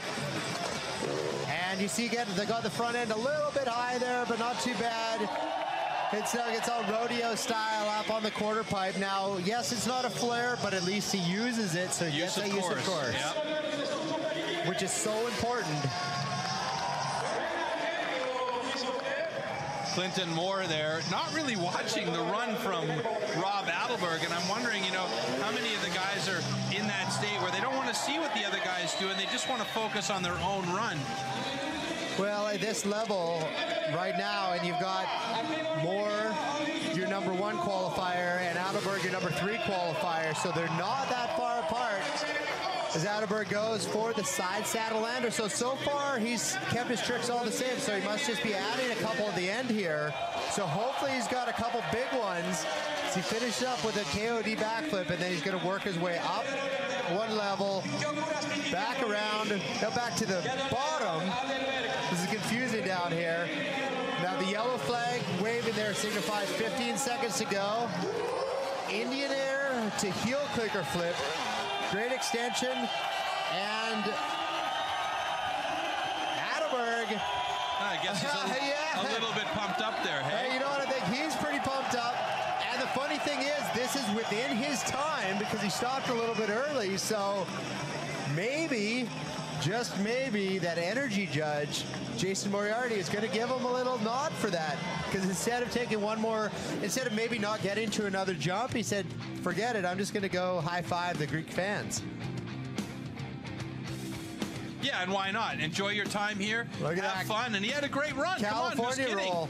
And there he uses that rear fender to get, I like his style there. Use it to get back on. This is actually what we saw Danny Torres doing quite a lot of on the quarter pipes. He hasn't gotten into the flare aspect of it yet, but you know, he's been transferring with some big tabletops, and Rob doing the same thing. It seems to be working for him. Why not? Yeah, and you saw he was a little short there, so he didn't get to poke that cliffhanger out as far as he did in his previous run, but you know, still solid. That's just how air aware these guys are. They're able to tell for the second you take off, even before you take off, they're able to tell, hey, I'm going to be a couple feet short. I got to get back on the bike in a hurry. Because we saw last night Javier Villegas came up about 3 feet short, and in this powdery dirt, it just bucked him right off. Yeah, there's no such thing as a high side that isn't painful, even in this soft dirt, though. No, and Clinton, saw him earlier in the rider's pit. He was looking kind of buff these days. I think he's taken after Josh Sheehan and been putting some work in at the gym. Or maybe it's just all the bench pressing his kids or something as he chases them around. Well, clearly Clinton Moore is motivated this year to do well, and it's showed as he came out strong in Mexico and beat Levi Sherwood in the final. He manages to get by Levi Sherwood again here tonight into this semi, and he's up against Rob Adelberg, who's had a very good run as we look into the paddocks there. And again, there's that mental preparation that you talked about in the Keys to the Win, and we see Thomas Pages really working through his run in his mind, physically doing the movements, and Clinton Moore coming up for his semi-final run here. Remember, 90 seconds, so probably enough time to get in 1 or 2 extra jumps in the run compared to the quarterfinal, which was 75 seconds long.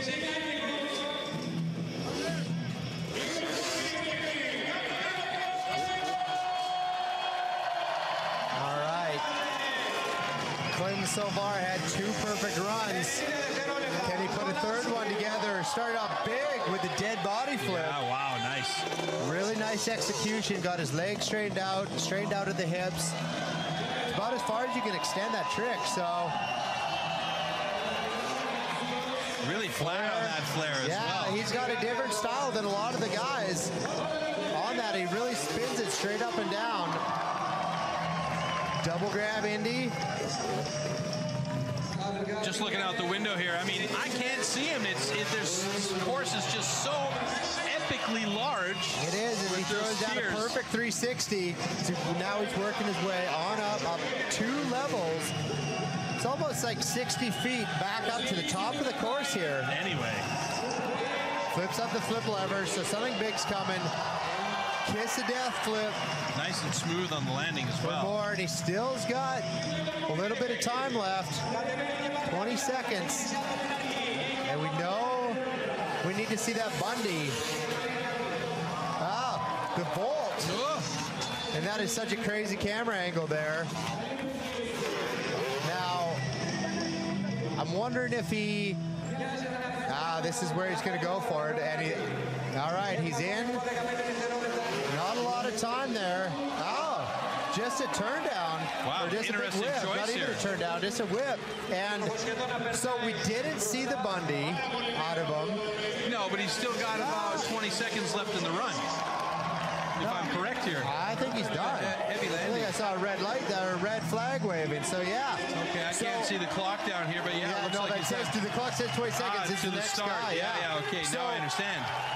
Now, that's one of 2 things. Either he didn't feel comfortable doing it, or he felt like he had Adelberg beat without doing it and is going to save it for the final. Which is a strategy that's a possibility. Which is, I mean, the Bundy is I would have to. He's the only guy doing that trick. The only guy I've ever seen land that trick to dirt the way he does it. So look at that extension dead body flip. So maybe he wanted to save it. Maybe he didn't feel 100% comfortable with it. Really like the style on this flare, though. Like you were mentioning the other day, it gets really, really flat.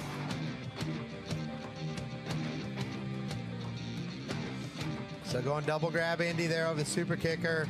Really lays that 3 out.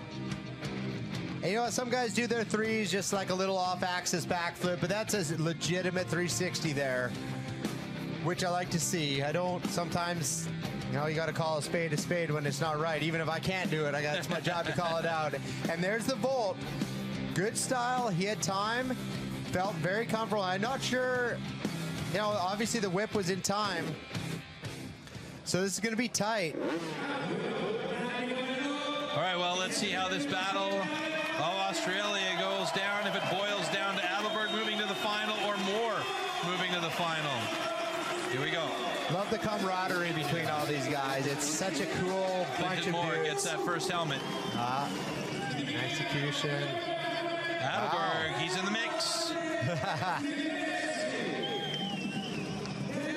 Style goes to Moore. Looks like Adelberg took a little digger on his forehead there. I'm sure there's a good story behind that one. And course use goes to Clinton Moore. That means Clinton is moving on to the final with 4 helmets, which include the energy judge, to 1 helmet for Adelberg. Now, I think I'm right in saying before Mexico, I don't think Clinton Moore had ever made the semifinals.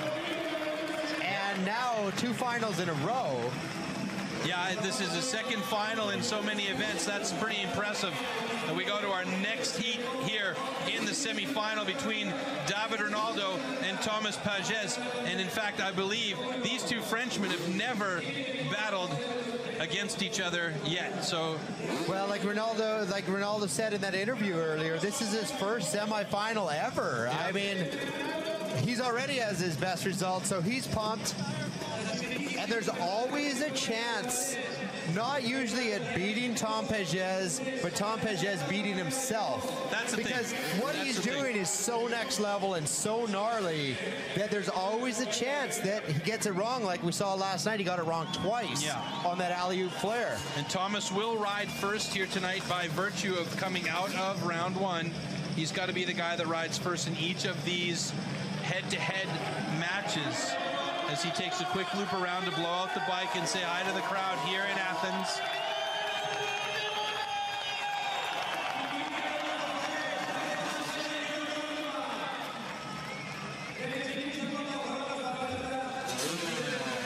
So Thomas Pages working here in the semifinal to try and get enough points from our judging panel to get into another final. And he's got David Ronaldo, who also has a significant list of new school tricks, though. So like you say, it's about Thomas not beating himself in this semifinal run. Well, and we know Tom is going to start big.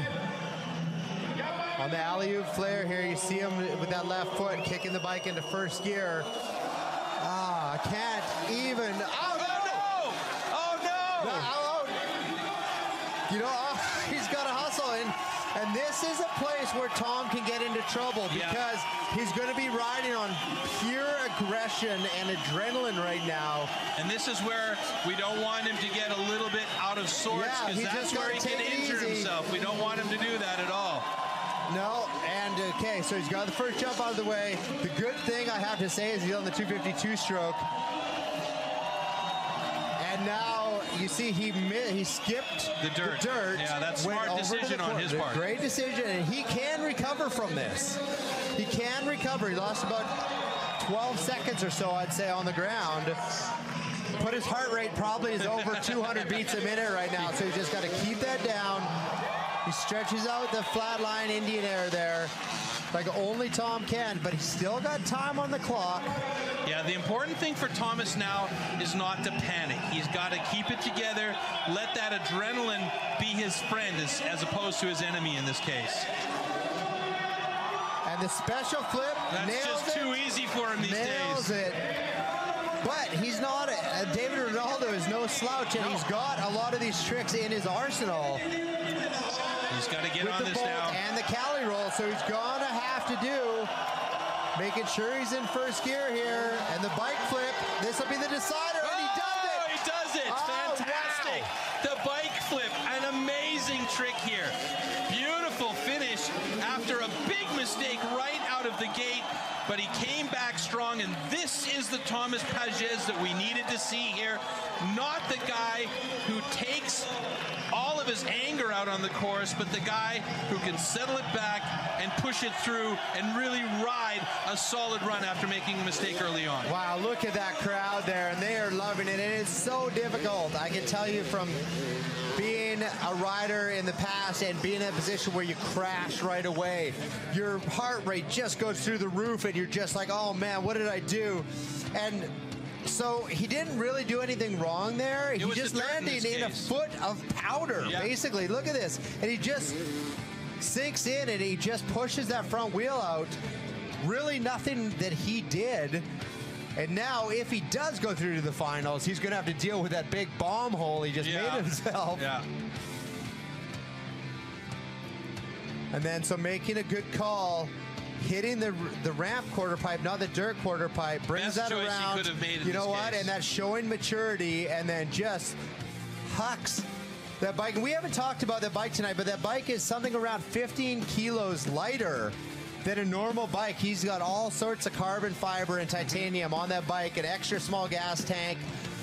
And because he crashed last night, he broke his subframe, his pipe, his silencer, his handlebars, his flip lever. So he said, luckily I was coming from X Games, I had extra parts.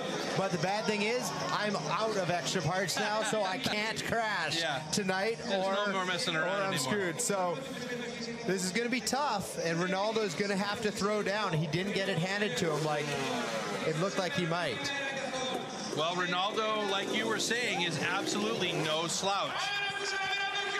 So Ronaldo, he's got the California roll. Ronaldo can do the volts.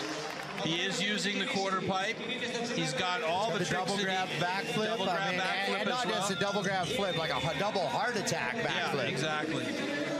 All right. California roll right out the gate. And long on the landing, though. Long. And that's what Pagès was saying last night. He said, for some reason, my bike's got more power here than it does at home, which is the exact opposite of Mexico City. There's the bolt. Gets a little crossed up. Must be a little windy down there as we feel the wind whipping through our booth up here, but happy to have a bit of fresh air up here. Yeah, this is a tough job up here. Getting tired watching these guys ride. Yeah, it's terribly not exciting. David Ronaldo, there it is, the double grab backflip. Double grab backflip, and just stomps the landing. And look at that marble dust that they're riding in. Standing one-handed takeoff on the super kicker into a flip C-grab Indian air. That is a mouthful right there of combinations. There's about 5 different things happening. Well, I mean, David Ronaldo is one of those combo kids. He's got so many variations on these tricks that he can throw out there in combination with each other that it's just hard to keep up with some of those tricks sometimes. And the holy grab floating back. Wow, he's got a lot of jumps going on in this with still 15 seconds to go. Yeah, I'm not counting you're these not ones, counting, but this looks like the most jumps we've seen anybody get tonight. I think he might have 10 jumps in this one. This is insanity.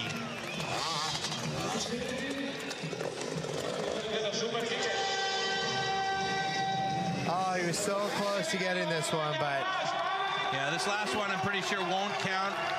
Little sideshow, the side saddle lander, and it's been confirmed it's not going to count. So this is a good battle by virtue of Thomas crashing that very first trick, the alley-oop flare.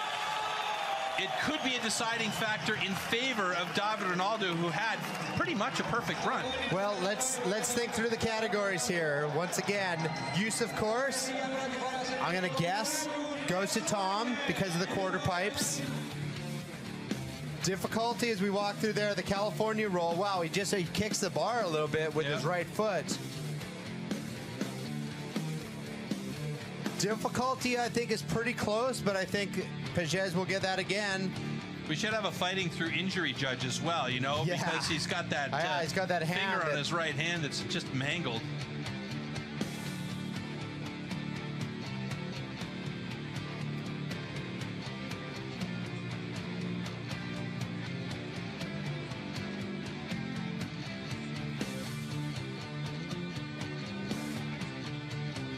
Just letting it fly there, Ronaldo.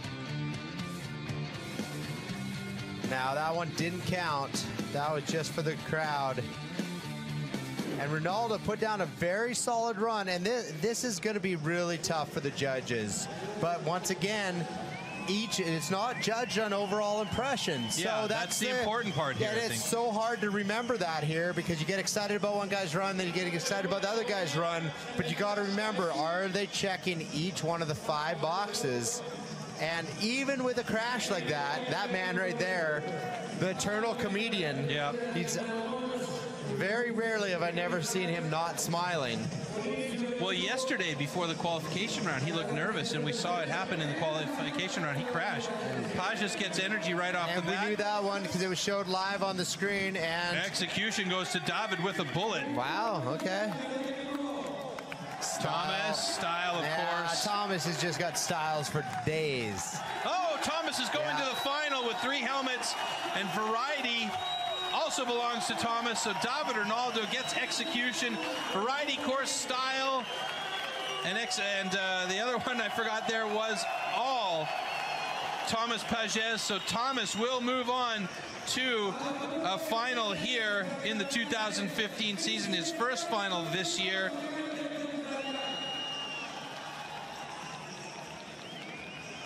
So a great job by Thomas Pages to come back in that run after this, or not this is the bike flip, but after the crash on the alley-oop flare, to collect himself and show a little bit of mental strength and maturity, like you said, Andy, and just coming by and... all right, so it sounds like we're going to go to our head judge, Brody Hendrickson, and just get a last-minute heads up and a quick call on that last heat we just saw. Brody? How you doing, guys? Can you hear me? We got you, Brody. What happened there in the last run? Well, Thomas went down, but with the crash, he basically had put it wells down. And he quite clearly had won the 4 categories. The execution score did go to David. He definitely won that category. And we gave the win to Thomas based on him having such a strong run in the 4 categories that he did win. Well, that's the great thing about this judging system is you could even crash and still take home the win as long as, you know, like Brody just said, he landed on the wheels. It was more the dirt that made him crash than a mess up in the trick. That's right. And you know what? Hey, clearly the judges took that into factor when they looked at the final count there for Thomas Pages. So there we go. Moore will go up against Pages in the final. Let's take a look at some of the final facts here. In the coming final, we will have 120 seconds, 2 minutes in the head-to-head action. And again, the guys are going to have to win 3 of the 5 category, but the difference here after the final, the winner will get 100 points to their overall score. So this is going to be a very good battle between Clinton Moore and Thomas Pages. Again, head-to-head, 120 seconds, win 3 of the 5 categories, the winner getting 100 points. Folks, if you're just joining us, we're getting ready for final action here at the Red Bull X Fighters from the Dionyssos Marble Quarry in Athens, Greece.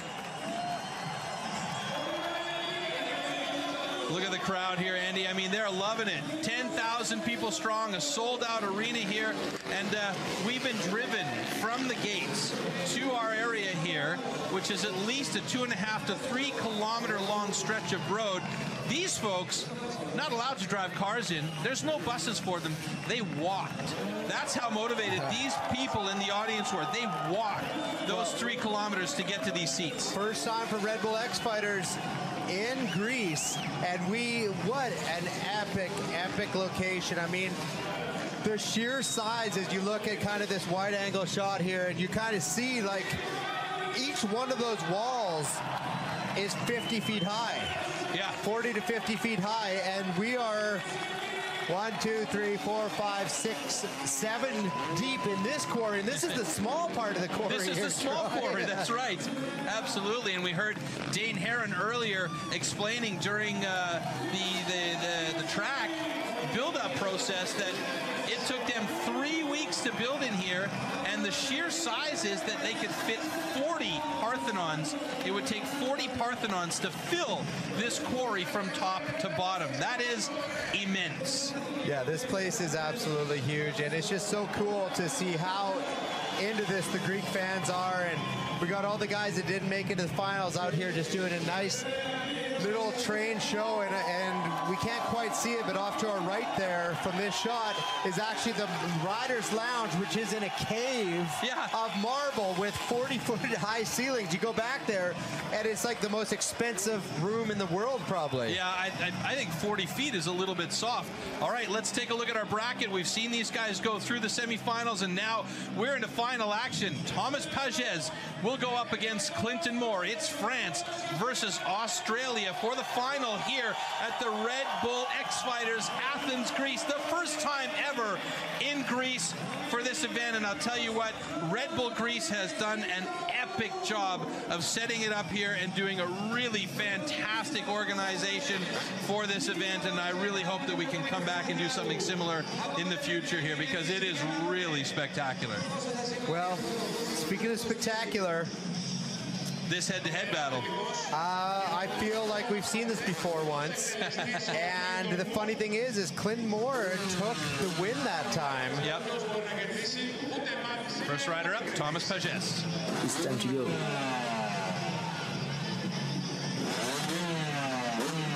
All right, so Thomas has got to recollect himself. It's not been very long since that crash in the semifinal. He wants to do the same run again, but the difference here is the guys have 2 minutes, and he's got to take that into factor. A lot of time. He doesn't need to rush. He needs to throw down the tricks he knows he can do calmly. Here we go, starting it off. And he does it perfectly. Absolutely stops. Absolutely perfect alley-oop flare. Clinton Moore doesn't want to watch. Here we go. Throws on the 360, and you know what? That's what I love about Tom. He puts his previous runs out of his mind, and he's starting fresh each time, it seems. And the getting flare, up Superman flare. He really is getting those feet up above the bike. Yeah. Absolutely. And the control aspect on that is just absolutely bananas.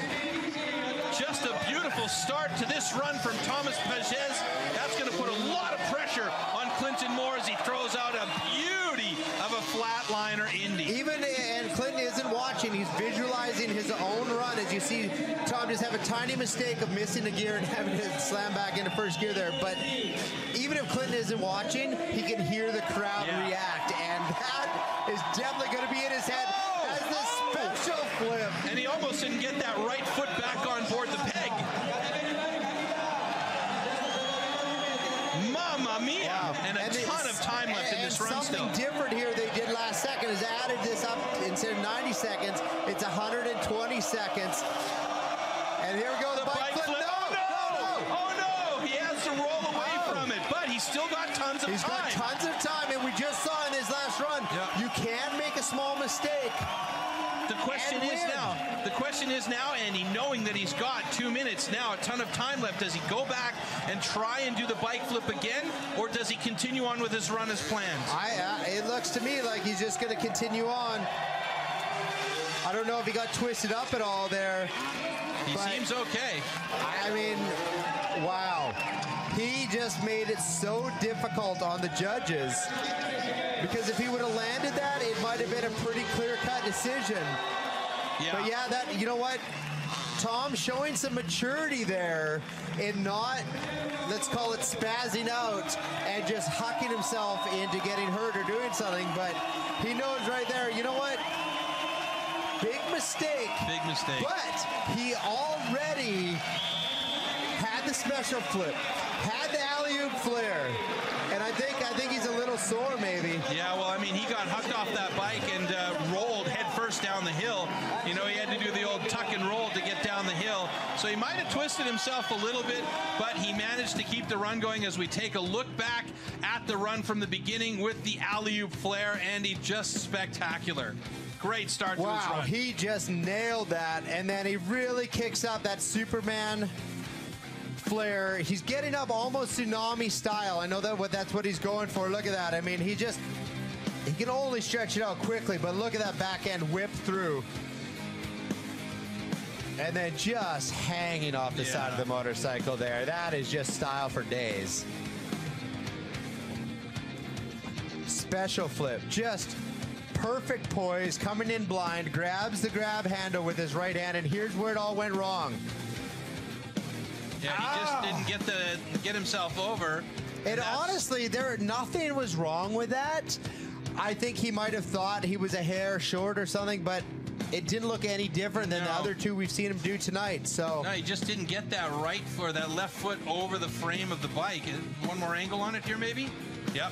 Watch.